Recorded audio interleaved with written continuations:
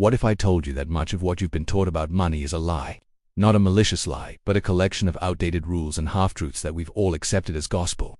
We're told to save our money, that debt is the enemy, that our house is our greatest asset. These sound like safe, responsible principles. But in today's economy, these very ideas can be a trap, a financial matrix that keeps you working harder, but not getting wealthier. These money myths are the invisible scripts that run our financial lives, often leading us to make safe decisions that are actually costing us our future. Today, we are unplugging from the matrix.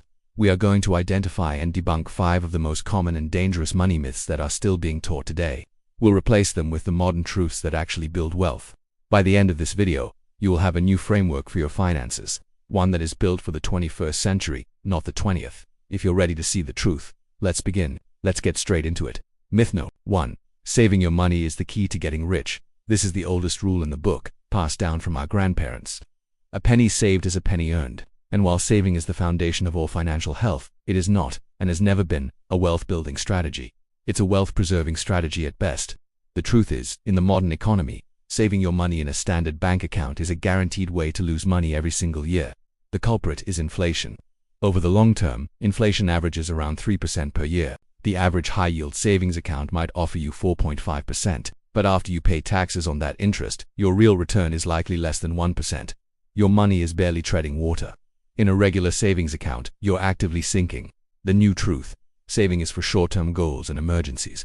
Investing is for long-term wealth. You must put your money to work in assets like low-cost index funds that have a history of outpacing inflation, allowing your money to actually grow, not just survive.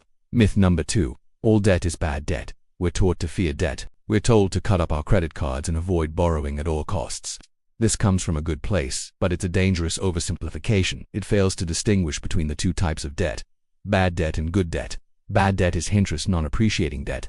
This is your credit card debt, your car loan, your personal loans. It's debt used to buy things that lose value.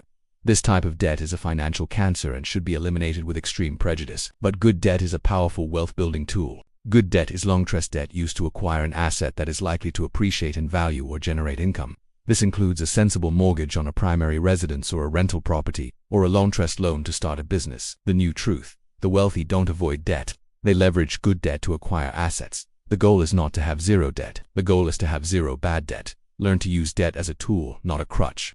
Myth number 3. Your house is your biggest asset. This is a sacred cow of personal finance, but it's dangerously misleading. While your home has value for most of its life, it functions more like a liability. An asset is something that puts money in your pocket. A liability is something that takes money out of your pocket. Your primary residence takes money out of your pocket every single month. Mortgage, property, taxes, insurance, maintenance, repairs, utilities. It doesn't generate income. Yes, it may appreciate in value over the long term, but that value is illiquid. You can't easily access it unless you sell the house or take on more debt. The new truth: your house is your home first, and a forced savings account second. Your true assets are your investments, your stocks, your bonds, your businesses, the things that generate income and grow without costing you money every month. Treat your house as a place to live, not as your primary investment strategy. Myth number 4. You need a lot of money to start investing. This myth was true 30 years ago, when you needed a fancy broker and thousands of dollars to be taken seriously. Today, it is completely false. This belief is now just an excuse for procrastination. Modern technology has completely democratized investing. Thanks to 2 innovations: zero commission trading and fractional shares, the barrier to entry is now effectively zero. Fractional shares allow you to invest by dollar amount, not by share price. You can buy $5 worth of an S&P 500 index fund, even if a full share costs $500. The new truth: you don't need a lot of money to start, you just need to start. You can open a brokerage account in minutes and begin building a diversified portfolio with as little as $1. Consistency is infinitely more important than the initial amount. Before we move on to the last myth, let me ask you a question. Have you ever felt like there's something holding you back from achieving your financial goals? Like there's an invisible force keeping you stuck? If you answered yes, then you're not alone. There are forces out there that don't want you to succeed. They want you to stay poor and powerless. That's why it's so important to wake up and realize you're part of a larger system. Once you understand the game, you can start playing it to your advantage. Click here to find out more. Now, let's finish with the 5th and final myth. Myth number 5. Budgeting is about restriction. This is the myth that causes the most pain. We view a budget as a financial straitjacket, a list of all the things we can't do. This is why 9 out of 10 budgets fail. A successful budget is not about restriction. It's about intention. It's a plan that gives every dollar a job. It's not about saying no to yourself. It's about saying yes to your most important goals.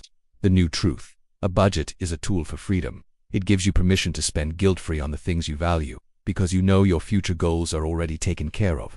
A good budget, like the 50-30-20th rule, should have a built-in category for fun and lifestyle spending. It's a plan for your whole life, not just your bills.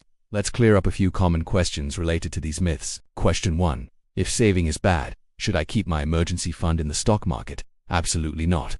The purpose of saving is for short-term, predictable needs. Your emergency fund must be kept in a safe, liquid high-yield savings account. It's your financial defense. Investing is your offense, and you never mix the two. Question 2. Isn't a mortgage a huge liability? How is that good debt? A mortgage is a liability, but it's used to purchase an asset, the house. Over time, your payments build equity, and the asset has a high probability of appreciating. The key is that it's low-interest, long-term debt, and you are acquiring a tangible asset with it, unlike credit card debt, which is used for consumption. Question 3. If I'm just starting with $100, will I ever actually build wealth? Yes, it's not about the first $100. It's about the habit that first $100 creates. Your goal is to automate the process, investing small amounts consistently over decades. That consistency, combined with the power of compounding, is what builds fortunes, not the initial starting capital. The financial world has changed, and the old rules no longer apply. You now have the new truths. Wealth isn't built by saving, but by investing. Debt isn't the enemy. Bad debt is. And a budget isn't a cage. It's a map to freedom. You are no longer plugged into the old way of thinking. You have a new framework to make smarter, more effective decisions with your money. Your action item today is to pick one of these myths that has been holding you back and take one small step to break free from it. If you've been scared of investing, open a brokerage account. If you've been neglecting your budget, calculate your 50-30-20th numbers. Just take one action.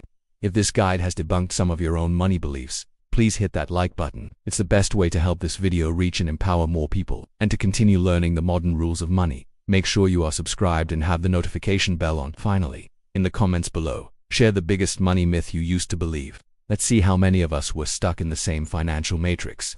Thank you for your time.